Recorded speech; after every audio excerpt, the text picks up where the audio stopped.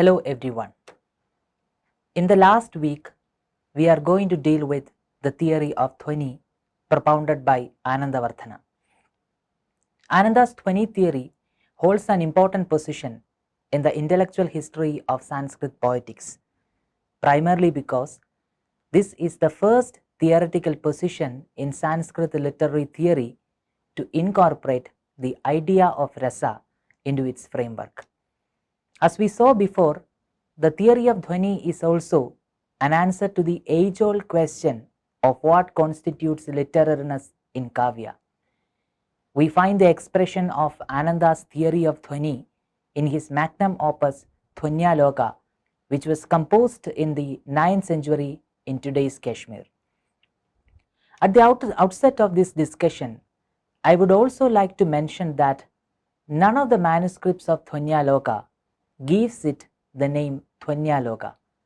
The colophons of the manuscript refers to the text as Sahridayaloka, or the light for connoisseurs, Sahridayaloka Lochana, or a light for the hearts of the connoisseurs, and sometimes as Kavyaloka, or a light on poetry.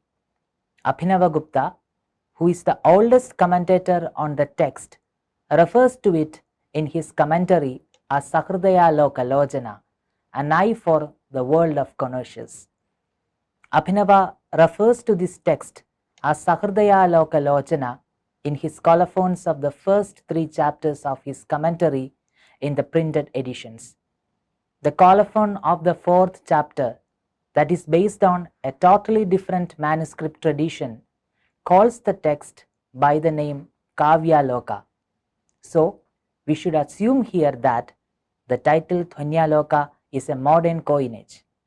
Although Dhvanyaloka may not be the correct title of this text, it is now popularly known as Dhvanyaloka. So, throughout this lecture, I will be using the name Dhvanyaloka to refer to the text of Anandavarthana. Although Ananda in Dhvanyaloka comprehensively talks about various aspects concerning poetics, his major thesis statement in Dhvanyaloka is that the primary constituent of literariness, or the soul of kavya, is dhvani, or poetic suggestion. Anandavarthana composed Dhvanyaloka to oppose his detractors who argued that the entity called dhvani does not exist. By revealing the true nature of dhvani in his Dhvanyaloka, Ananda aimed to defend his thesis and oppose his critics. Ananda also says that he composed Dhvanyaloka not only to prove that his critics are wrong, but also to delight the hearts of his sensitive readers. At this juncture, I would also like to mention that the mechanism of dhvani is not something that Anandavarthana had originally invented. Long before Ananda wrote his Dhvanyaloka, explaining the ontology of dhvani, or poetic suggestion, writers of kavya had already used the possibility of poetic suggestion to its optimum. Even then, Anandavarthana's position in the intellectual history of dhvani is quite unique, because he is the first critic to systematically theorize this concept of dhvani. Therefore, we can undoubtedly call his Dhvanyaloka the Lakshana Grantha, or the rule-setting book of dhvani. Having formed an overview of Anandavarthana and his magnum opus Dhvanyaloka, let's now talk about the theory of dhvani in detail. According to Anandavarthana, dhvani in literature is the ability of a poetic composition to suggest something beyond what is explicitly stated. This element that gets suggested, or that goes beyond what is explicitly stated, could be a vastu, that is a fact or a meaning, an alankara, or a figure of speech, and a rasa, or the aesthetic emotion. The element which facilitates the process of suggestion is called a vyanjaka. It can be translated into English as a suggester. According to Anandavarthana, the whole realm of dhvani can be divided into 2 broad categories, namely Avivaksitavacya-dhvani and Vivaksitanya-paravacya-dhvani. First, let's take a look at Avivaksitavacya-dhvani. What is an Avivaksitavacya-dhvani?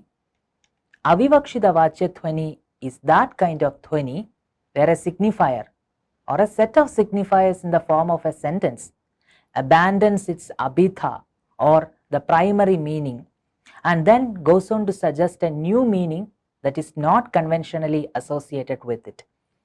According to Anandavardhana, the term Avivaksitavacya literally means that instance of dhvani where the literal meaning is not intended. In the case of Avivaksitavacya-dhvani, what functions as a vyanjaka or suggester is a signifier.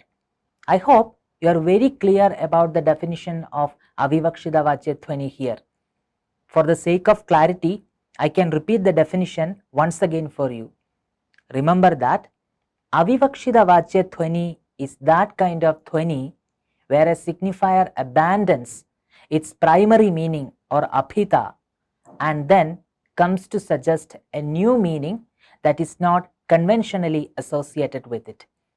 Now, Ananda further divides Avivaksitavacya-dhvani into two subcategories, with atyanta-tiraskrta-vācya-dhvani and arthāntara-saṃkramita-vācya-dhvani.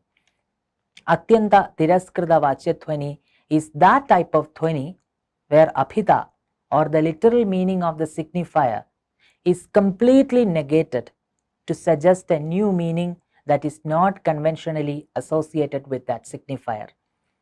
This variety is also called jahatswartha lakshana.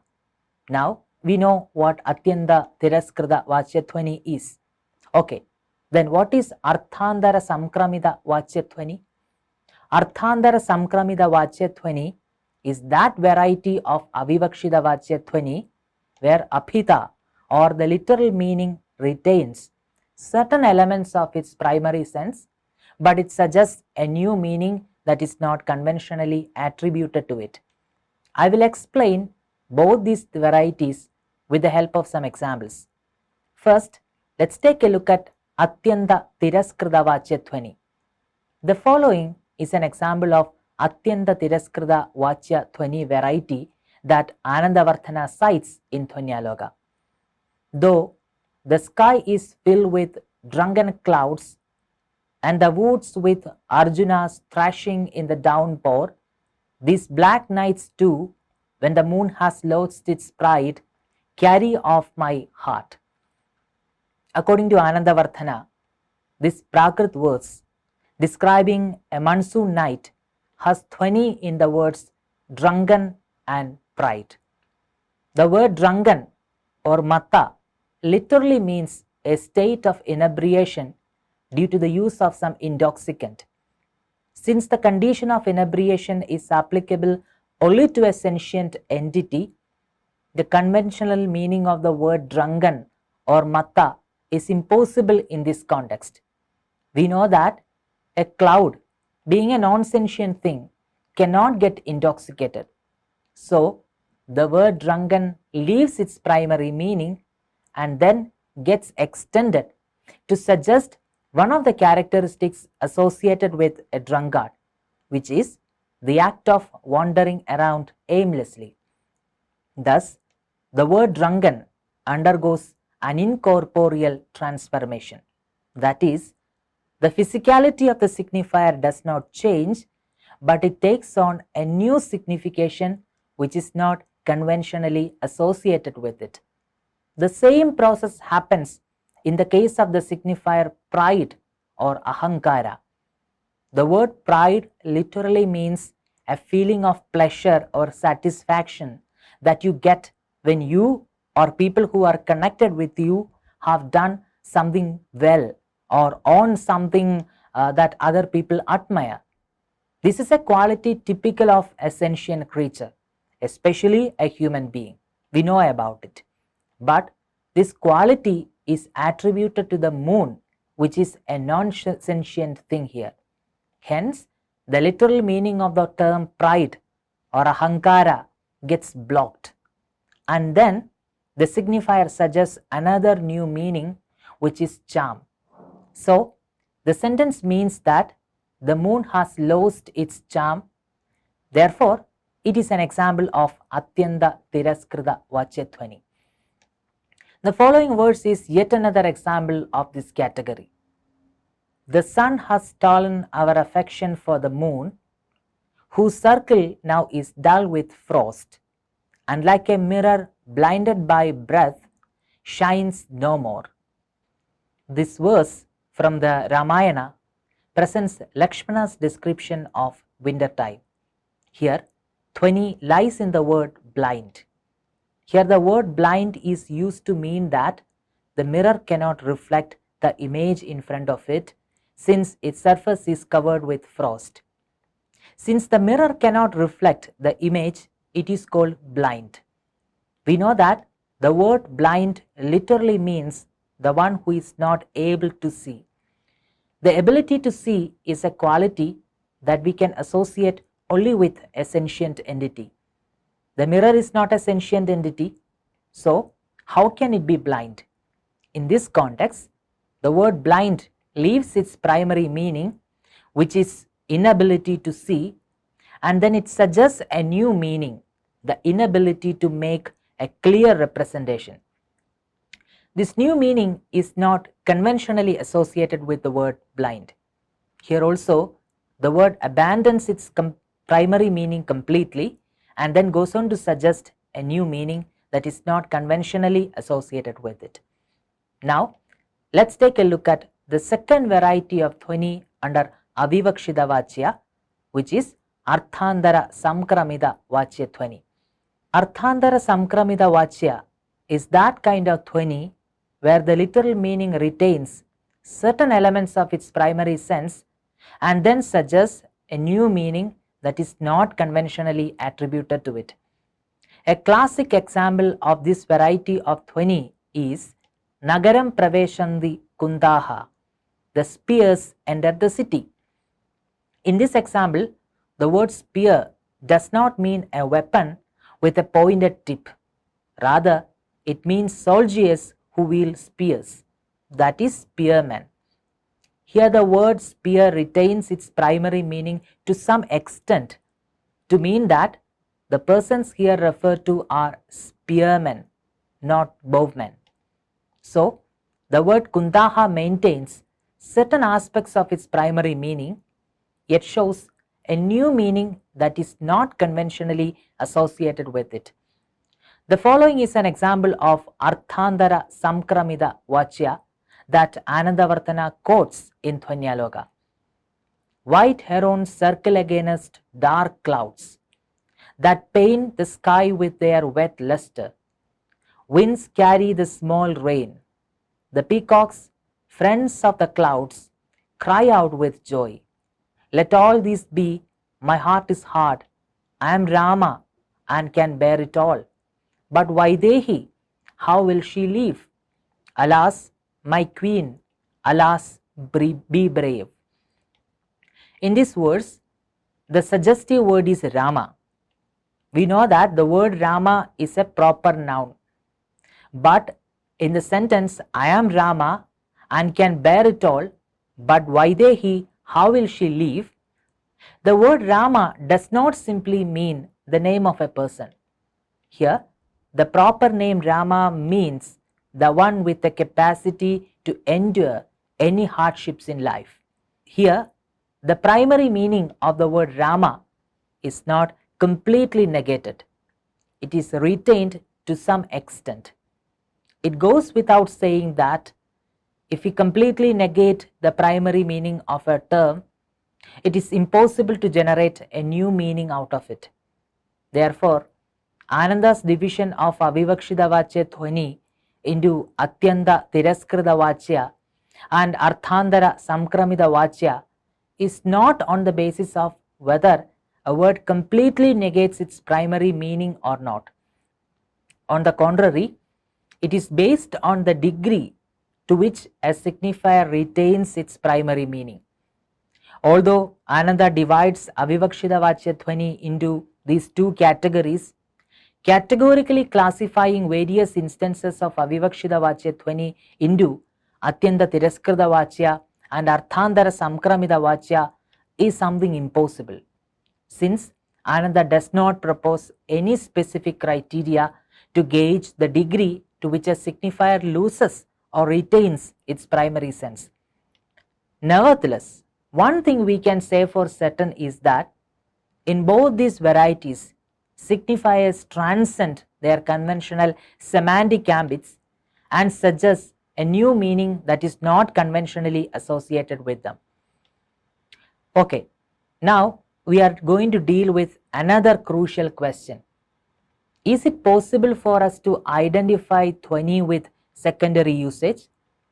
In other words, is it possible for us to argue that all the secondary usages can turn out to be a case of dhvani?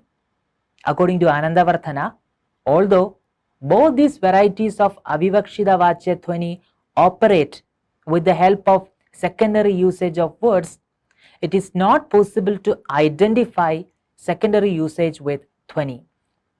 According to Anandavardhana, only fresh and new secondary usages that are suggested can become an instance of dhvani. Ananda eliminates all instances of secondary usages that have become part of convention from the ambit of dhvani. According to Ananda, a secondary usage becomes an instance of dhvani only when it is not part of the existing linguistic convention. Anandavardhana cites a lot of examples where dhvani does not occur even in the presence of secondary usages, because these secondary usages are called nirudha lakshana. A case in point is the word lavanya. Ananda observes that words such as lavanya, which are used idiomatically in a sense other than their proper sense, are never instances of dhvani. The word lavanya, which literally means salty in Sanskrit, is also used figuratively by means of secondary usage to mean charm or beauty.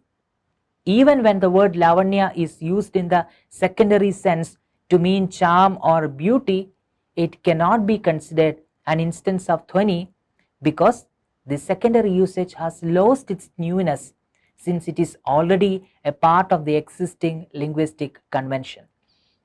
According to Anandavardhana, a secondary usage which has become part of convention or popular usage is only as good as literal meaning. Therefore, he eliminates all instances of secondary usages that have become part of convention from the ambit of dhvani.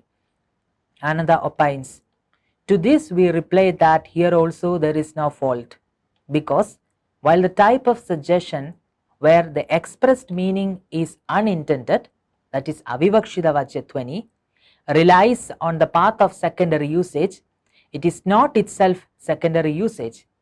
Secondary usage can also be found in instances that are entirely without suggestiveness. While a secondary usage that has become part of the existing linguistic convention is called nirudha lakshana, the second variety, where the speaker invents a new secondary usage based on his or her invention or talparya, is called prayojanavati lakshana. Kunjuni Raja observes that in the case of these faded metaphors or nirudha lakshana, the association of the word with the original primary meaning has almost disappeared, and the word becomes an ordinary name for the actual referent without any other cognitive or emotive association.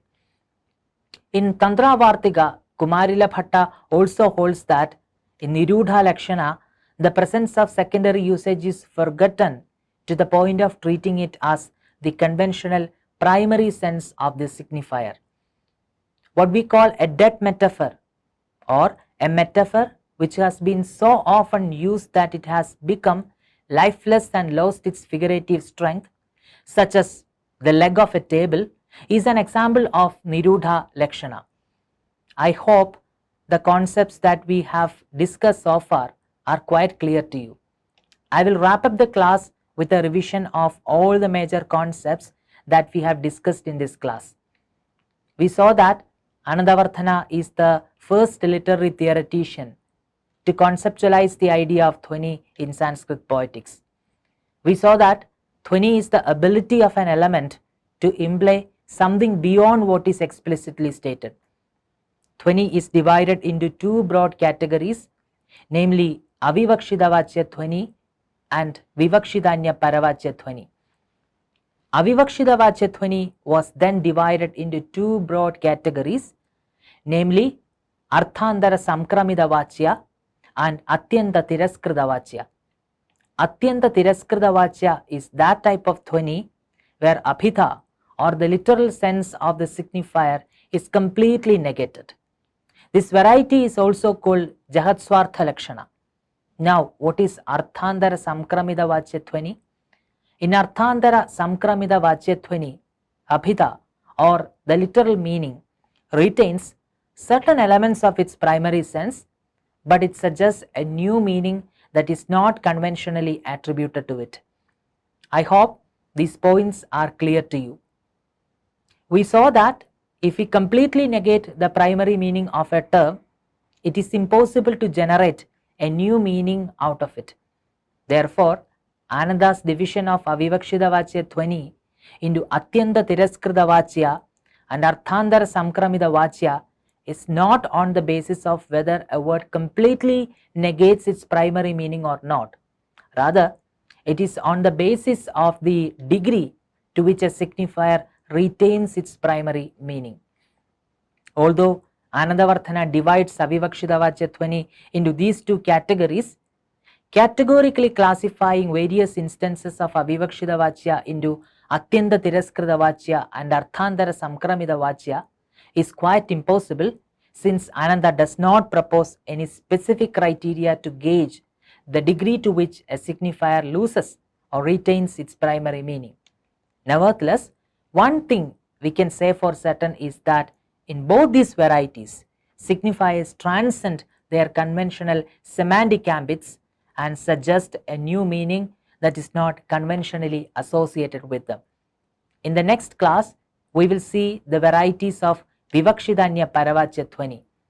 I hope all the points that we have discussed in this class are clear to you.